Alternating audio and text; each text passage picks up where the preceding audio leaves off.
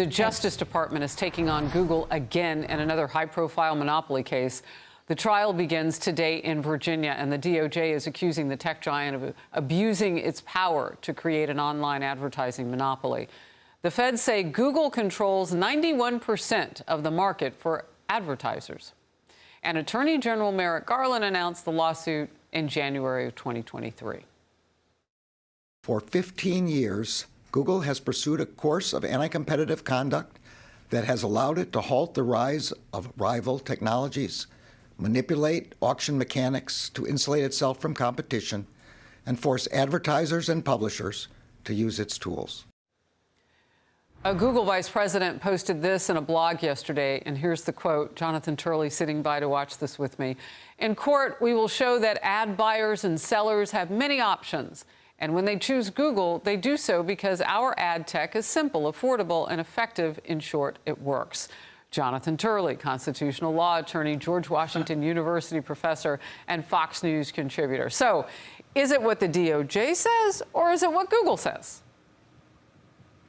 Well, I think the DOJ has a strong case here about the degree to which Google has a stranglehold on new technology emerging, particularly through its control on advertising.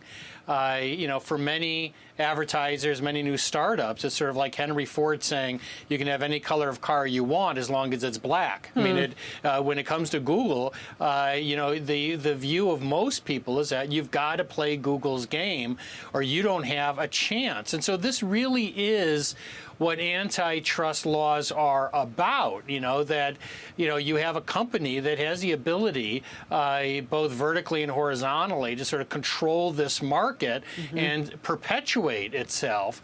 Now, Google's argument here, which is not in any means frivolous, their argument is, well, yeah, we may be the biggest dog on the block, but there are some smaller dogs. Now, they may be chihuahuas, but they are competitors, and people have a choice to make here.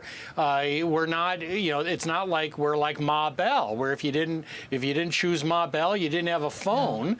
Google's saying, you can choose alternatives. It's interesting, though, because 91% of anything seems like a lot.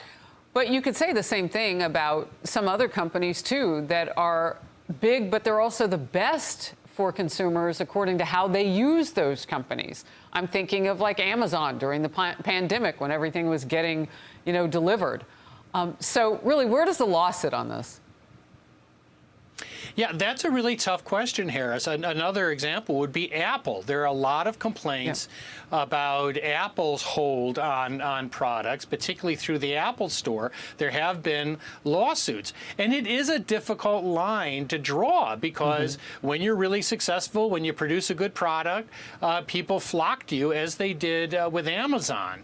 With Google, there's a more sinister aspect to this in this lawsuit. Well, we will cover it as it happens. Jonathan, thank you. Hey everyone, I'm Emily Campagno. Catch me and my co-hosts Harris Faulkner and Kaylee McEnany on Outnumbered every weekday at 12 p.m. Eastern, or set your DVR. Also, don't forget to subscribe to the Fox News YouTube page for daily highlights.